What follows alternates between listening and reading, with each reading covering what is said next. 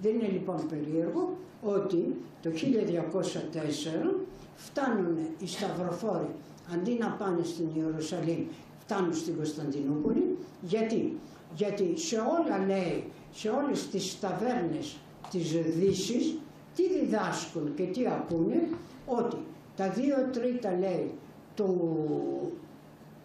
του πλούτου όλου του κόσμου είναι μέσα στην Κωνσταντινούπολη. Οπότε αντί να πάνε στην Ιερουσαλήμ, πήγαν στην Κωνσταντινούπολη και ξέρουμε τη συνέχεια της ιστορίας. Δηλαδή το μεγάλο διαζύγιο με τη Δύση. Γιατί το 1204 δεν είναι τίποτε άλλο παρά το μεγάλο διαζύγιο, ακριβώς όπως λέω, με την Δύση. Ήδη είχε αρχίσει το σχίσμα από το 1054, αλλά πρέπει να πω ότι το σχίσμα όταν έγινε δεν το πήρε είδηση κανένας. Γιατί είχαν φτάσει οι λεγάτοι του Πάπα στην πόλη, όχι για να κάνουν σχίσμα, αλλά για να κάνουν την επαναγραφή του ονόματος του Πάπα στα δίπτυχα της Κωνσταντινούπολης.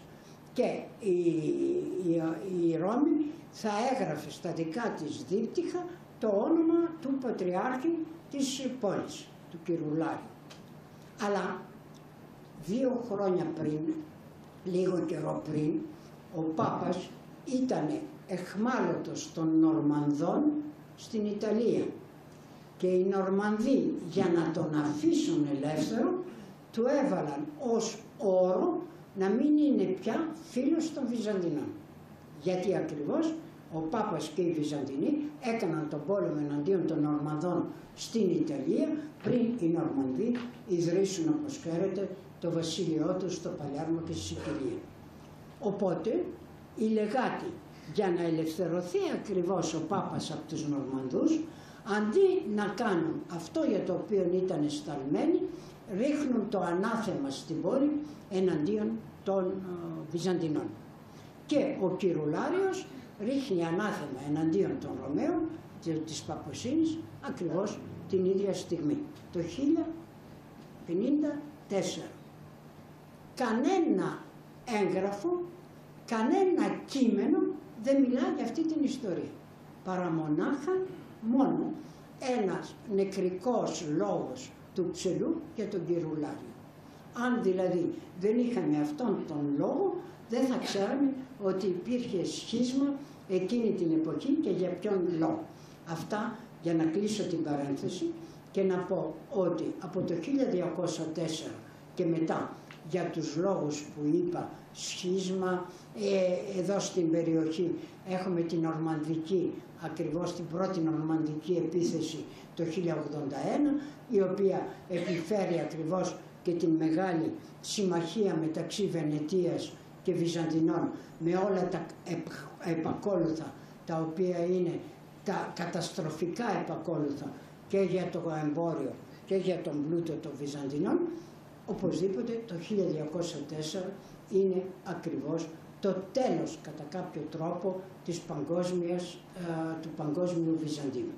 Και τότε, από το 1204 και μετά, επειδή ακριβώς γίνεται το διαζύγιο με τη Ρώμη, το όνομα Έλλην επανακτά την εθνική του σημασία. Και τότε ακριβώς το βρίσκουμε για πρώτη φορά στον Ακροπολίτη, δηλαδή αμέσως 1260, αμέσως μετά από την επανακατάληψη της Κωνσταντινούπολης από τους Βυζαντινούς, το όνομα Έλλην ως όνομα εθνικών. Και θα μείνει βέβαια ως εθνικό όνομα, και ξέρετε πολύ καλά ότι όταν ο πλήθων, ο γεμιστός δηλαδή, αναλαμβάνει να δείξει στον αυτοκράτορα, τον Μανουήλ Παλαιολόγο, πώς είναι τα πράγματα, τότε γράφει, άλλωστε λέγεται γεμιστός και ονόμασε από αρχαιομανία τον εαυτό του πλήθωνα. Δεν λέγεται πλήθων, είναι ο γεμιστός. Ο γεμιστός λοιπόν γράφει Έλληνες εσμέν, εμείς που σας γράφουμε, ως η γλώσσα και η παιδεία δειλή. Οπότε επανερχόμεθα ακριβώς στην παιδεία και στην γλώσσα την ελληνική ως τα χαρακτηριστικά, αν θέλετε, της ελληνοσύνη.